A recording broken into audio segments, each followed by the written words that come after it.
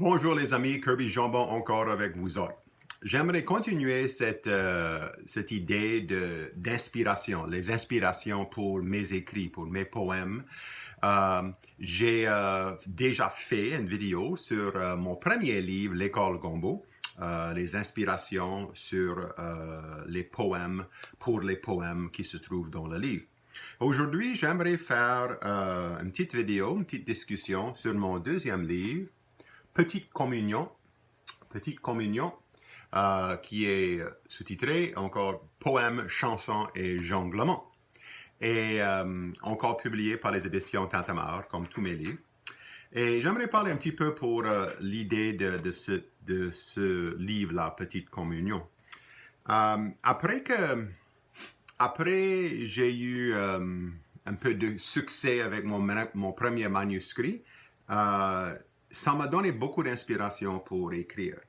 Et au début, comme je disais dans mon premier livre, pour moi, l'école Gombo, c'était une école pour moi. C'était vraiment ça. C'était une façon d'apprendre à écrire la poésie. Ici, j'ai continué des leçons, des expériences, mais avec certains thèmes. L'idée de communion, et j'approche ça global dans le sens que oui, il y a l'idée de communion spirituelle, religieuse, mais il y a aussi communion, c'est comme des liens, des connexions, des rapports avec d'autres choses dans la vie, avec la nature, avec des autres écrivains, avec ma culture, avec des autres cultures, avec le monde politique, le monde spirituel aussi, plein de différentes communions, je vois en dedans. Et puis, parce qu'il y a encore cette idée de communion, cette idée spirituelle en dedans, il y a quelques idées aussi dans le livre qui sont bien associées avec ce qui est spirituel. Mais je veux dire que même si c'est spirituel, moi je ne me dis pas que c'est tout à fait, c'est pas, je prêche pas, ou peut-être je prêche un peu, mais j'essaie de pas juger pour ça. Juste pour vous dire, le sous-titré, poème, bien sûr, chanson, il y a un chapitre dans le livre qui sont des paroles des chansons.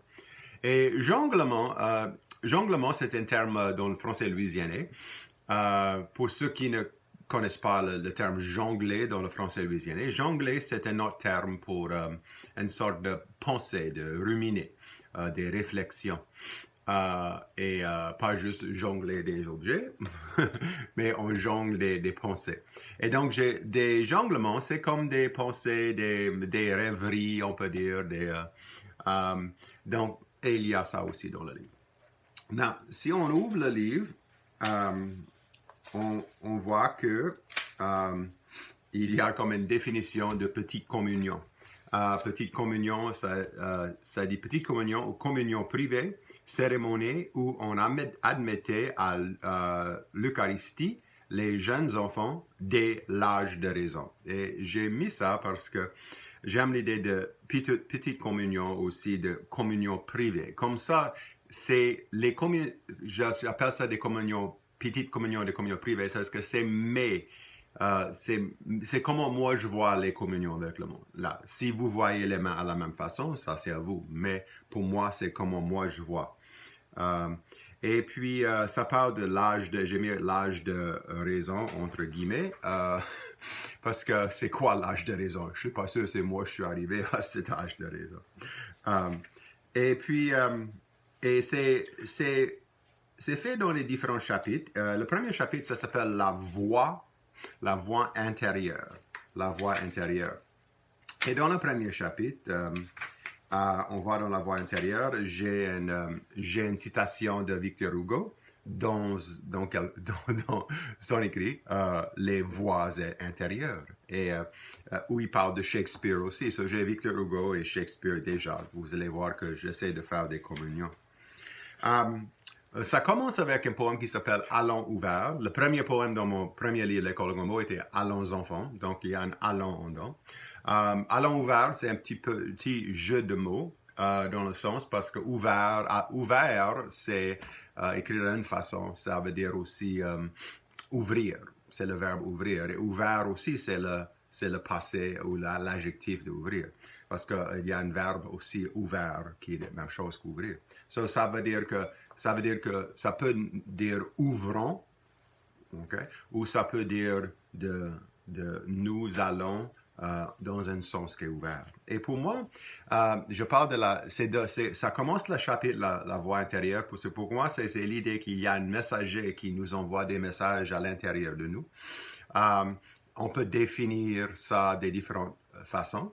On peut dire que c'est une muse, on peut dire que c'est simplement instinct, on peut dire que c'est juste, je crois, des neurones dans le cerveau, je ne sais pas qu'est-ce que c'est, ou ça peut être la voix de Dieu, une voix divine, comme des gens disaient.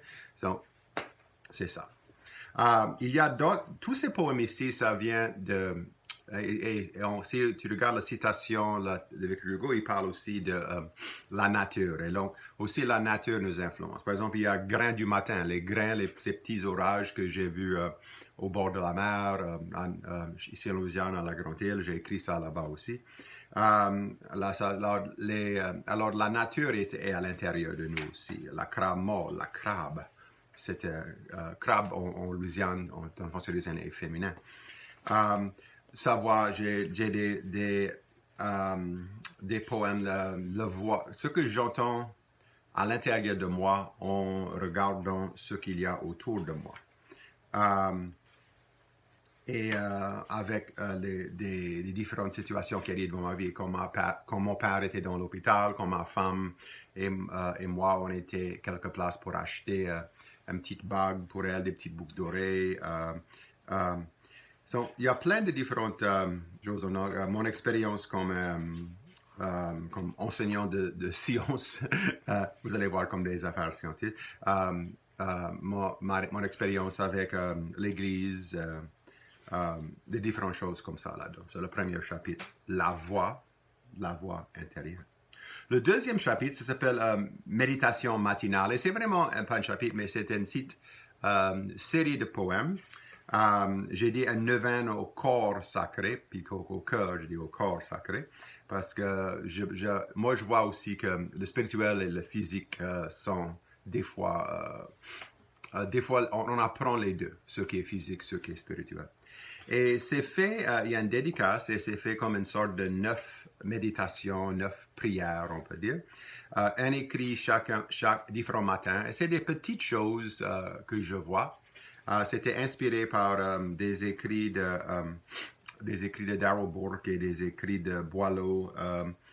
Certaines choses qu'ils avaient écrites m'ont inspiré. Mais juste aussi ce que s'est passé dans...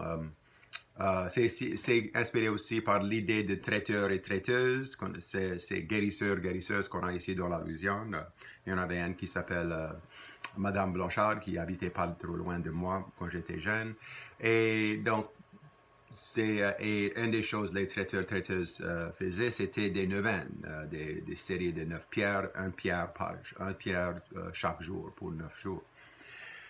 Ça fait que vous allez voir comme une série de 9 méditations. Par exemple, le premier, ça dit « Ma douche bénitier lave des tâches originelles et certaines moins rares. » Juste un petit poème comme ça, « Ma douche bénitier ». So, tu vois comme l'idée de physique et de spirituel. Ma douche représente le bénitier et des tâches originelles comme les tâches sur notre âme, dans le sens de l'Église catholique, on peut dire. Et aussi certaines tâches moins rares, ça veut dire la chose physique. Et une série de 9 prières. Là. Puis, le troisième chapitre, c'est la voie, V-O-I-E, la voie extérieure, comme un chemin qui nous emmène. Et c'est des poèmes qui m'emmènent et des textes qui m'emmènent dans le monde et pour me voir qu'est-ce que je fais dans le monde. Il y a une citation d'un auteur afro-américain, Alice Walker, un auteur que j'aime beaucoup, qui commence ce chapitre-là. Et vous allez voir des différents poèmes qui parlent de ce que quand je vois à l'extérieur de moi, ce que je vois dans la vie. Il y a une petite section où il y avait simplement, c'était des mémoires des ouragans dans la Louisiane.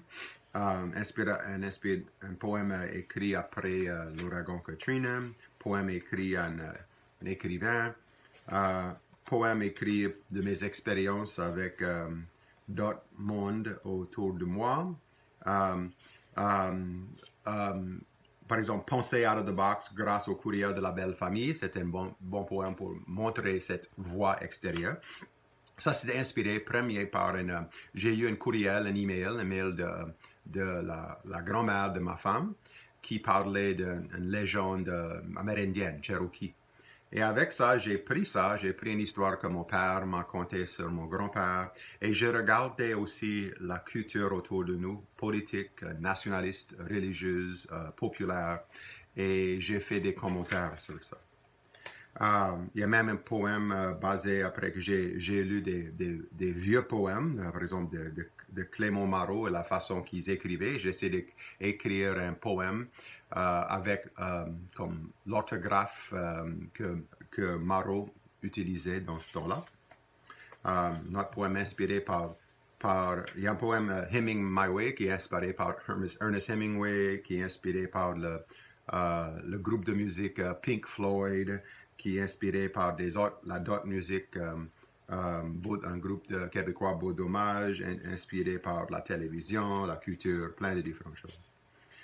Tous les jours devraient être la fête de mer, inspiré par c'était l'idée de la terre comme mer, et c'était écrit pour le jour de la terre. Des poèmes inspirés par les rapports homme-femme, femme-homme, le rapport avec moi et ma femme. Et plein de différents poèmes qui me mènent à l'extérieur. Une chose que je trouve là, c'était intéressant que je vois que des choses que j'ai écrites comme je suis jeune. Et vraiment, dans ce poème, vous allez trouver vraiment une sorte de rap. Un rap que j'ai déjà fait une vidéo pour ça. Et c'était quelque chose de très populaire que des gens me rencontrent. Et ce chapitre finit avec un poème que j'appelle Sampling les Misérables. L'idée de sampling, c'est ce que les rappeurs dans la musique hip-hop, ce qu'ils font, ils vont prendre des petits morceaux de différentes musiques pour créer quelque chose de nouveau. Et moi aussi, pendant ce poème, il y a des textes, des différents écrits que j'ai mis ensemble avec... il y a une partie qui s'appelle Chanterai-je aux Misérables. J'ai eu le plaisir de jouer le rôle de Jean Valjean dans une petite pièce musicale à l'Université Sainte-Anne en Nouvelle-Écosse. Et ici, j'ai changé les paroles de la chanson mais je peux le chanter, par exemple, ça va. Arrêtez-vous, ils nous ont... Ah, je recommence.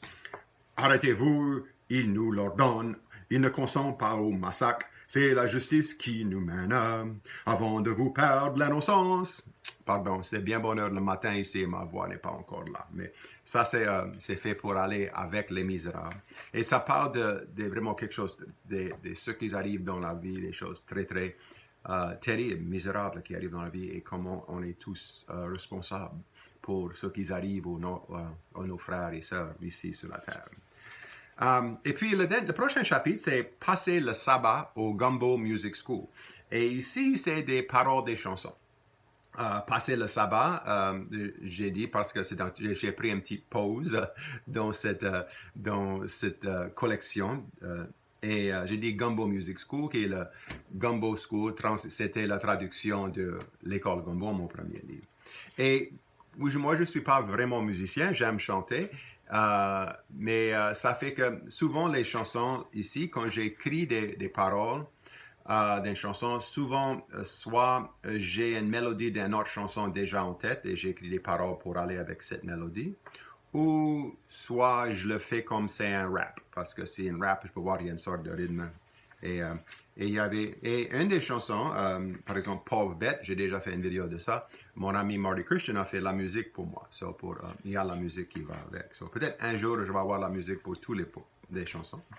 J'aimerais faire ça, travailler avec un musicien sur ça. Ce sera vraiment bien. Fin de semaine, des haïkus sur le bayou. Des haïkus sur le bayou, ça veut dire que j'étais chez mes parents au bayou La Fourche pour un week-end. C'était la fin de semaine où l'heure a changé. Et j'ai écrit pendant ce week-end, j'ai écrit quelques haïkus, et haïkus que j'ai mis ça là-dedans. Et puis, le dernier chapitre, ça s'appelle La messe en solitude, pas la messe en sol, mais la messe en solitude. Et l'idée ici, c'était quelque chose pour moi qui a vraiment inspiré toutes les autres choses dans le livre. Je commençais à penser que, et j'avais l'audace, on peut dire que la littérature franco-louisianaise, la poésie franco-louisianaise mérite sa place dans le monde. Et c'est aussi important que la musique classique. Et les grands musiciens classiques, toujours pour montrer leur habileté, pour montrer leur capacité, pour montrer leur talent, il faut qu'ils composent une messe. Et puis, moi, j'ai composé une messe en français louisianais, une messe en poésie franco-louisianaise. Ça se fait que, c'est ce que j'ai fait, j'ai pris les différentes partie de la messe et j'ai laissé cette partie m'inspirer d'écrire un poème. Des fois, les inspirations sont très directes, des fois, elles sont plus subtiles. Les parties de la messe, il y avait des différentes façons de suivre la messe. Il y a certains rites traditionnels en Europe, en Amérique, des rites catholiques, des rites anglicans. Mais j'ai fait une sorte de mélange là. Il y a aussi des chansons en don, bien sûr. Certaines choses sont bien évidentes que c'est parti. Par exemple, quand on arrive à la lecture, j'ai fait mes propres lectures. Et puis, j'ai fait beaucoup de jeux de mots. Par exemple, pour les psaumes, j'ai fait psaume 220. De son, le son dans le corps, 20, V-A-I-N, plutôt que 220, plutôt qu'un nombre. Donc, j'ai fait un petit peu de jeu avec ça. Et il y a des proclamations, il y a une homélie, pardon. Il y a le credo, il y a une prière universelle, pénitentielle. J'aime le fait que le pénitentiel, c'est parce que quand j'arrive à la pénitentielle, je voulais demander, OK, pourquoi et pour quel péché je dois me pardonner. Hein. Et j'ai dit, je demande pardon pour je demande pardon pour avoir écrit. Et ça, j'ai fait un poème, c'est ça. C'était, OK, moi j'ai écrit ma poésie, pardon, je l'ai dû le faire. Et c'est ça dans l'idée de pénitentiel. Et puis ça, et j'ai aussi inclus aussi des inspirations pour toute cette série de poèmes. C'était 26-27 poèmes dans cette suite-là. Et aussi, j'ai inclus un petit glossaire pour ceux qui ne sont pas tout à fait, qui ne connaissent pas tout à fait bien le français louisianais. Tout se trouve ici dans ce livre-là. Et il faut dire aussi que ici, c'est le premier livre, et j'étais le premier livre de poésie franco-louisianaise, et je suis le premier poète franco-louisianais de recevoir un prix de l'Académie française. En 2014, ce livre a gagné le prix Henri de Régnier, et j'ai eu la chance d'aller à Paris, à l'Institut de France, pour être honoré par l'Académie française avec tous les autres lauréats cette année-là. Aussi, c'était probable, j'adore la couverture que Dana Cress, mon éditeur, a trouvé pour moi, avec la lune et le petit monde, là, le petit homme avec la grande lune. J'adore la couverture. Ça. Et j'aime aussi l'introduction, la présentation que Clint Bruce a fait aussi. C'est magnifique. Ça c'est mon livre Petite Communion. Et j'espère que vous allez aimer lire des poèmes. Peut-être si vous n'avez pas lu des poèmes encore dans ce livre, vous pouvez procurer le livre et vous pouvez lire et à cette heure, vous connaissez un petit peu les inspirations. Ça, c'est tout pour cette présentation aujourd'hui. Encore, je vous souhaite tous une bonne journée et comme je dis d'habitude, soignez les autres, soignez vous autres. Au revoir.